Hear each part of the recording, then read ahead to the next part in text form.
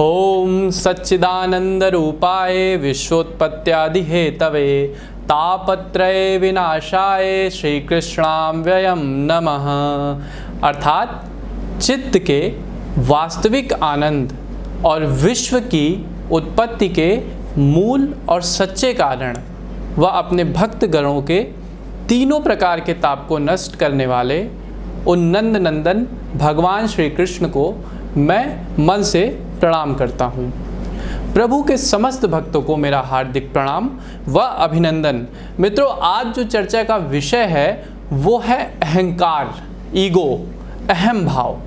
श्रीमद् भागवत महापुराण के एक बहुत ही रोचक कथा के माध्यम से आज हम जानेंगे कि किस तरह से अहंकार, ईगो अब हमारी समस्त ऊर्जा को, जो हमारे अंदर पूरी एनर्जी है, उसको सोख लेता है, बुद्धि को भ्रष्ट बना देता है और हमें हमारे संबंधियों और परमात्मा से दूर कर देता है। तो मित्रों, इस विषय पर इस कथा का उल्लेख जो है वो श्रीमद् भागवत महापुराण के 10वें स्कंद के अध्याय 13 में होता है। तो कथा कुछ यूँ है, बड़ी ही रोचक कथा है कि एक बार भगवान श्री कृष्ण अपने समस्त ग्वाल बाल मित्रों के साथ श्री यमुना जी के किनारे पर खेल रहे थे, गैया चरा रहे थे। और फिर दोपहर का समय होता है भोजन का, तो भगवान श्री कृष्ण और उनके समस्त मित्र एक मंडली बना के एक जगह पे एक वृक्ष के नीचे बैठ जाते हैं और अपनी अपनी पोटली खोल के भोजन करना प्रारंभ कर देते हैं। तो होता क्या है कि भगवान श्री कृष्ण और समस्त बच्चे, जो समस्त उनके ग्वाल बाल होते हैं, वो आपस में एक दूसरे का जूठा खाते हैं, एक दूसरे से लेते हैं, मतलब जो बच्चों का स्वभाव होता है भोजन करते समय। तो इस पूरी लीला को समस्त देवी देवता देखकर मन में हर्षित हो रहे होते हैं। इस लीला को साथ ही साथ ब्रह्मा जी भी देख रहे होते हैं और इस लीला को देखकर ब्रह्मा जी के मन में एक हीन भावना आ जाती है। हीन भावना क्या कहें, भगवान की माया का खेल ही कहें कि उनकी आंखों पे अहंकार का पर्दा पड़ जाता है और उनके मन में विचार आता है कि ये कैसा भगवान है जो दूसरे का जूठा खाता है, इस तरह से दूसरे के मुंह से निकाल के जूठा खा रहा है, अपना जूठा दे रहा है, इतना साधारण, और ये परब्रह्म है, तीनों लोकों का स्वामी है। तो उनके मन में अहंकार और अज्ञान आ जाता है और वो भगवान के दिव्य रूप को भूल जाते हैं। वस्तुतः तो वो भगवान के परम भक्त स्वयं भी हैं। और ये सब कुछ देख के वो सोचते हैं कि क्यों ना इनकी एक परीक्षा ली जाए। तो वो करते क्या हैं कि जब भगवान और समस्त ग्वाल बाल आपस में भोजन कर रहे होते हैं तो वो उनकी गायों को गायब कर देते हैं और ले जाकर ब्रह्मलोक में छुपा देते हैं। अब भोजन के बाद सभी बच्चे जो होते हैं, मंडली उठती है, देखती है आसपास उनके जो गैये और बछड़े होते हैं वो नहीं मिलते हैं। तो सब परेशान हो जाते हैं, सब ढूंढने के लिए निकलते हैं इधर उधर चारों दिशाओं में। तो जब बच्चे निकल जाते हैं तो ब्रह्मा जी क्या करते हैं कि फिर इन बच्चों को भी अपनी माया के द्वारा सबको बेहोश करके ब्रह्मलोक में छुपा देते हैं। अब श्री कृष्ण भगवान बहुत परेशान कि कहाँ गए उनके मित्र सब, वो भी चारों तरफ ढूंढ रहे हैं लेकिन मिलने का कोई पता ही नहीं चलता है। तो भगवान फिर अपने ध्यान के द्वारा देखते हैं कि ये सारी करतूत ब्रह्मा जी की है। वो समझ जाते हैं कि ये मतलब मेरी परीक्षा ले रहे हैं, इनकी आंखों पर अहंकार का और अभिमान का पर्दा पड़ चुका है।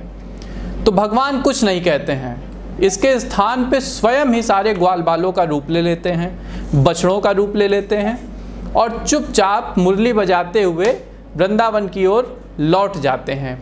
ब्रह्मा जी जब ब्रह्मलोक से वापस आकर देखते हैं यहाँ धरती पे, तो वही सारे ग्वाल बाल जो ब्रह्मलोक में और वही यहाँ पे। अब उनकी बुद्धि चकरा जाती है कि ये कैसे हो सकता है, इनको तो मैं अभी सुला कर आया हूँ, ये यहाँ पर भी हैं और वहाँ पर भी हैं। तो उनकी बुद्धि कांपने लगती है, उनके माथे पे पसीना आ जाता है कि ये कैसे हो रहा है। तब ब्रह्मा जी फिर मन ही मन भगवान का ध्यान करते हैं, उन चतुर्भुज भगवान का स्मरण करके कहते हैं कि हे प्रभु, अज्ञान के कारण जो भी मुझसे भूल हुई है उसे क्षमा करिए और क्या लीला है इसे प्रकट करिए। तब भगवान अपने वास्तविक रूप को प्रकट करते हैं और ब्रह्मा जी देखते हैं कि वो सारे ग्वाल बाल और सारे जो पशु पक्षी जो भी उनके गाय बैल थे, सब में वही सुदर्शन चक्रधारी भगवान श्री कृष्ण विराजमान हैं। तब ब्रह्मा जी को समझ में आता है कि वास्तव में उनसे कितनी बड़ी गलती हुई है। दोस्तों, इस कथा का मूल क्या है? इस कथा का वास्तविक अर्थ क्या है? ये लीला भगवान ने क्यों की? क्योंकि भगवान चाहते तो वो केवल स्मरण मात्र से ब्रह्मा जी को सब कुछ स्पष्ट कर देते कि क्या वास्तविकता है। वास्तव में ये जो लीला भगवान ने की वो सारे मानव समाज को ये दिखाने के लिए की कि हर एक प्राणी में, चाहे वो पशु पक्षी हो, चाहे वो कोई भी ग्वाल बाल हो, सब में वही भगवान विराजमान है। ना कोई छोटा है, ना कोई बड़ा है।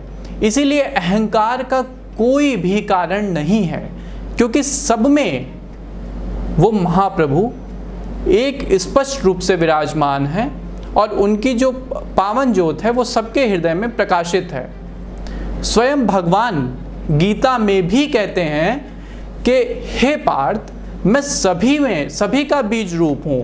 बीजम मम सर्वम भूतानाम विधि पार्थ सनातनम। अर्थात हे पार्थ, सभी प्राणियों का आदि बीज मैं ही हूँ, सभी मुझसे ही उत्पन्न हुए हैं। इसलिए अहंकार का कोई कारण नहीं है। वस्तुतः मित्रों, अहंकार अपने आप में ही एक सबसे बड़ा रोग है। अहंकार करता क्या है कि हमें हमारे ही समाज से, हमें हमारे ही मित्रजनों से, हमारे ही परिवार से और सबसे बड़ी बात भगवान श्री कृष्ण से काट के रख देता है। इसलिए अहंकार को जितना हो सके भक्ति के द्वारा कम करिए, नष्ट करिए। हमारी इस कथा का यही मूल था।